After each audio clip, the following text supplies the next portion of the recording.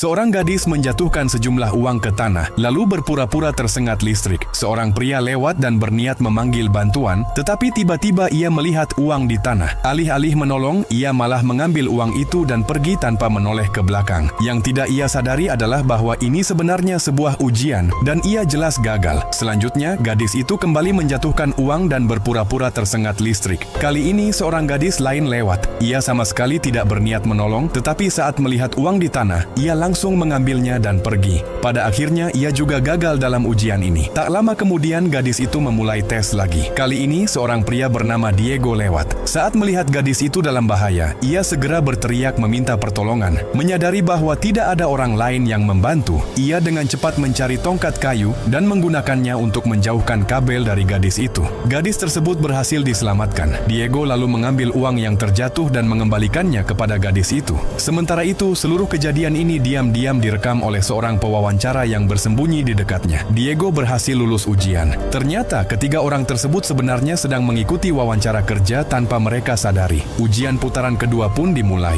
Saat mereka menunggu giliran wawancara, seorang pria tiba-tiba menjatuhkan koper dan berlari pergi. Dua kandidat dengan antusias membuka koper tersebut dan menemukan bahwa isinya penuh dengan uang. Diego langsung menyuruh mereka untuk mengembalikannya. Gadis itu bertanya, "Kamu tidak ingin membaginya dengan kami?" Diego menjawab, "Ini bukan milikku. Aku tidak menginginkannya." Dua kandidat lainnya pun memutuskan untuk membagi uang itu di antara mereka. Tak lama kemudian, pewawancara muncul dan memanggil asistennya, lalu mengumumkan bahwa wawancara telah berakhir. Saat itu, mereka baru menyadari bahwa asisten tersebut adalah gadis yang sebelumnya berpura-pura tersengat listrik. Seluruh tindakan mereka telah direkam oleh kamera pengawas. Pada akhirnya, dua kandidat yang tidak jujur mengembalikan uang itu dan pergi, sementara Diego, yang berhati baik, berhasil lulus wawancara.